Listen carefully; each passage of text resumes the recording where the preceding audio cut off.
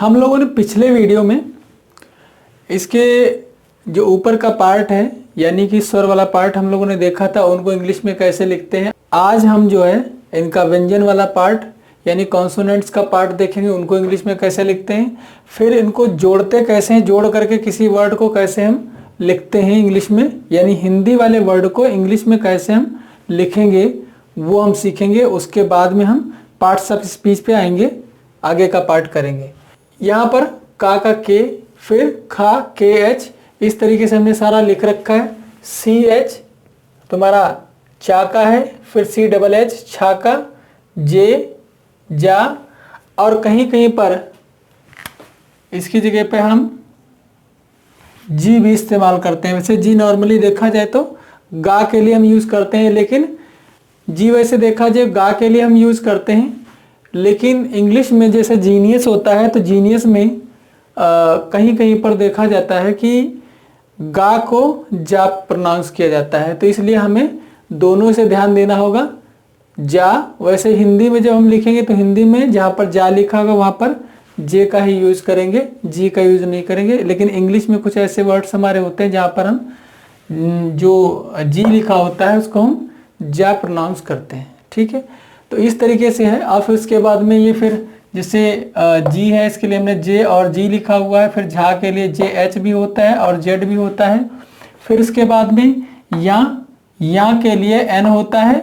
जैसे हमें कुंज लिखना होता है, जैसे का में छोटू की मात्रा, फिर उसके बाद में या आधा रहेगा जा, तो यहाँ पर एन की आवाज़ जो आती है मेरी अंक की बिंदी की आवाज़, उसके लिए एन का इस्तेमाल करते हैं। इसीलिए कहीं कहीं पर देखोगे लिखा होता है तुम्हारे जो इसमें वर्णमाला की इंग्लिश लिखी हुई है, यूट्यूब पर भी है और तुम्हारे गूगल पर भी लिखा हुआ है, इसकी मीनिंग कुछ और लिखी हुई है। लेकिन यहाँ पर नॉर्मली हम देखेंगे तो एन की मतलब जो अंक की बिंदी आती है तो वहाँ पर एन का इस्तेमाल होता है, एन का यूज़ होता है, तो इस तरीके से लिखते हैं।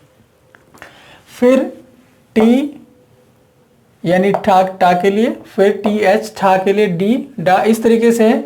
अब ये वाली लाइन जो होती है, ये वाली टा ठा डा ढा अणा ता था दा धा ना, तो इनकी जो है सिमिलर होती है लगभग, इसमें कोई फ़र्क नहीं होता। देखो सिमिलर है, बस ये है कि हिंदी में जो हमारे कॉन्सोनेंट्स हैं वो अलग है, बाकी इंग्लिश का जो उनका मीनिंग है, इंग्लिश के लिए जो लेटर्स यूज़ करे गए हैं वो सारे के सारे सेम हैं। यहाँ पर देखो पा, फिर फा, अब फा के लिए पी एच भी लगता है और एफ भी लिख सकते हैं, डिपेंड करता है हम क्या लिख रहे हैं। बा बी, फिर भा का बी एच, इस तरीके से पूरा हमने लिखा। फिर यहाँ पर शा, ये वाला जो होता है षटकोण वाला, एस एच इसके लिए यूज़ करते हैं, और ये वाला जो शा होता है इसके लिए हम एस एच यूज करते हैं, जो नॉर्मल सा, ये इसके लिए एस, फिर हा, फिर शा यानी के एस एच, और इसके लिए एक्स भी यूज करते हैं। त्रा यानी इसमें दो अक्षर हमारे होते हैं, दो अक्षरों से मिल करके बनाता है ता और रा से, तो इसीलिए इसमें टी और आर दोनों आता है। देखो यहाँ पर टी और रा के लिए आर, तो इसीलिए टी आर त्रा। अब बीच में यहाँ पर हमने पिछले वीडियो में जैसे बताया था, बीच में अगर हम कोई वॉवेल नहीं डालते हैं तो इसका मतलब ये फिर आधा हो जाता है, तो ये आधा हो जाता है मतलब मिक्स, ये संयुक्त अक्षर बोला जाता है। यहाँ पर ग्या, जी वाई, फिर श्रा, फिर उसके बाद में क्रा, फिर प्रा, इनकी इंग्लिश ये होती है। तो इस तरीके से हम इनको जोड़ेंगे कैसे, इनको हम कोई पैराग्राफ लिखते हैं तो उसको इंग्लिश में कैसे कन्वर्ट करते हैं, अब हम उसको देख लेते हैं।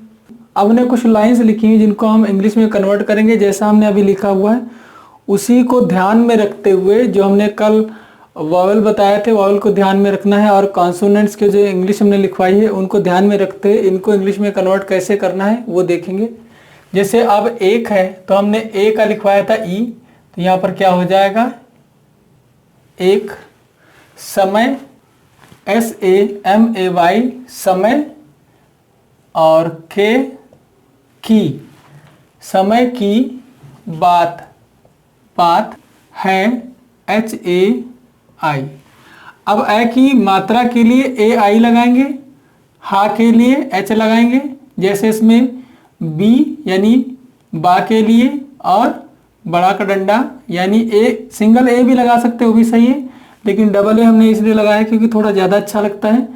तो यहाँ पर बी डबल ए, और ता के लिए टी, यहाँ पर का के लिए के, फिर इसके बाद में इस पे बड़ी की मात्रा है तो हमने आई लगाया, उसके लिए सा के लिए एस, और उसके बीच में ए इसलिए लगाया क्योंकि अगर हमने बताया था अगर इनके बीच में अगर हम कोई वॉवेल नहीं लिखते हैं तो ये अक्षर को आधा कर देगा, तो इसीलिए अक्षर को आधा ना करे इसलिए हमें वॉवेल लगाना जरूरी है। अब यहाँ पर आ की आवाज़ आ रही तो हमने ए लगाया, उसके बाद माँ के बाद भी यहाँ पर ए लगाया, तो सा के लिए एस, एम माँ के लिए एम, और फिर उसके बाद ए, और या के लिए वाई लगाया, इधर ए के लिए ई और का के लिए के। इस तरीके से हमने लिखा। ऐसे इसको भी लिखेंगे।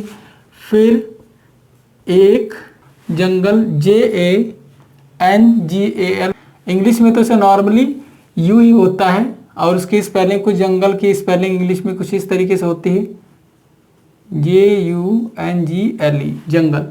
इंग्लिश में इस तरीके से इसकी स्पेलिंग होती है, लेकिन हमने इसको बिल्कुल वैसे ही लिखा है जैसे यहाँ पर इसको लिखा जाता है हिंदी में, उस तरीके से हमने कन्वर्ट। इंग्लिश का ये वर्ड है और हिंदी में अगर हमें लिखना है तो उसको इस तरीके से हम कन्वर्ट करेंगे। फिर ये भी लिख देंगे तो भी चलेगा, कोई दिक्कत नहीं है, लेकिन हम इसको एज इट इज़ कन्वर्ट करें इसलिए हमने इसको यहाँ पर इस तरीके से लिखा था। मे, तो मे के लिए ME, अब यहाँ पर अंक की बिंदी लगी तो उसके लिए N लगाते हैं। मे एक शेर और एक चूहा रहता था, और AUR, और फिर उसके बाद एक EK चूहा, CH चा, CS से चा, फिर बड़ाऊ की मात्रा के लिए हमने U को लगाया, फिर उसके बाद में हा के लिए H और A। देखिए यहाँ पर जो बड़ाऊ की मात्रा होती है उसके लिए हम U भी इस्तेमाल कर लेते हैं, जैसे हमने पिछले वीडियो में बताया था। पूजा के लिए हम POOJA भी लिखते हैं, वो भी सही होता है। अगर PUJA लिखेंगे वो भी सही है, दोनों सही रहता है। तो यहाँ पर अगर हम CHUHA लिखते हैं, CHUHA लिखेंगे तो भी सही है। अगर हम ऐसे लिखना चाहिए CHOOHA तो वो भी सही है, दोनों सही है, गलत कुछ भी नहीं है। फिर उसके बाद में रहता कि RAHATA, रहता था। फिर एक दिन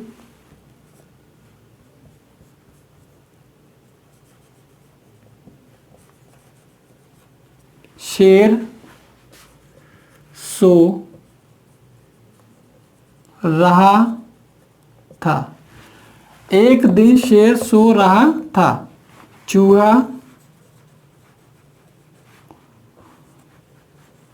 सोते हुए शेर के ऊपर खेलने लगा। शेर को गुस्सा, GUSSA, गुस्सा, फिर AA, फिर गया। तो ये लिखने का हमारा तरीका रहा। जैसे जो हमारे वॉवेल और कॉन्सोनेंट्स होते हैं हिंदी को इंग्लिश में किस तरीके से कन्वर्ट किया जाता है वो इसी तरीके से कन्वर्ट किया जाता है। अब हम कुछ नाम लिखेंगे, नाम को हम लिख करके बताएंगे किस तरीके से उनको लिखा जाता है। फिर उसके बाद में हम इस चैप्टर को क्लोज करेंगे, हिंदी से इंग्लिश वाला, और पार्ट्स ऑफ स्पीच शुरू करेंगे। पार्ट्स ऑफ स्पीच का हमारा अगला वीडियो रहेगा।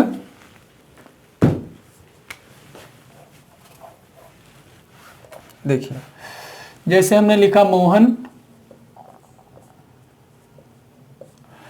मोहन में यहां पर देखेंगे सबसे पहले क्या बनना चाहिए, M, फिर उसके बाद में अब M के बाद O की मात्रा लगी है तो O की मात्रा के लिए O लिख लेंगे, और फिर उसके बाद में H, हा के लिए H, फिर उसके बाद में यहाँ पर इसके बीच में कोई भी हमारा मात्रा, हमारी कोई यहाँ पर मात्रा भी नहीं है, इसके बीच में हमारी कोई मात्रा है नहीं। हा और ना के बीच में आ की आवाज आ रही तो यहाँ पर ए लिखेंगे और फिर ना के लिए एन। तो ये हमारा क्या हो गया, मोहन। अब ऐसे ही है राहुल। राहुल रा के लिए आर बनाएंगे, फिर ए बड़ा का मात्रा, फिर हा के लिए एच बनाएंगे, छोटाओं की मात्रा के लिए यू बनाएंगे और ला एल। ये राहुल हो गया। ऐसे हम लिखते हैं। फिर एक नाम लिखेंगे जैसे मनोज। अब हमने मनोज लिखा तो एम, माँ के लिए एम, फिर ना आएगा। अब इसके बीच में कोई वावल नहीं है तो वावल हम क्या लगाएंगे, ए लगाएंगे। फिर उसके बाद में एन लिखेंगे। एन के ऊपर देखो एक मात्रा दिख रही है, यानी ओ की मात्रा है। ओ की मात्रा हम किससे लगाते हैं, ओ से। अब ओ आ गया, हमारा अगला लेटर क्या है, जे, मनोज। तो ये हमारा मनोज का हो गया। इस तरीके से लिखते हैं। ऐसे ही जैसे होता है रमेश, ऐसे ही जैसे होता है रमेश, तो रमेश में रा, फिर ए, फिर एम, फिर ई, एस, एच। अब यहाँ पर आर रा के लिए, फिर इसके बीच में ए लगेगा, फिर माँ के लिए एम, फिर ए की मात्रा इसके ऊपर तो ई लग जाएगा। उसके बाद में फिर मात्रा लग चुकी है तो यहाँ पर ए लगाने की जरूरत नहीं। अब यहाँ पर एस एच आ जाएगा। बस ये हो गया। इस तरीके से लिखा जाता है। तो ये तरीका है लिखने का।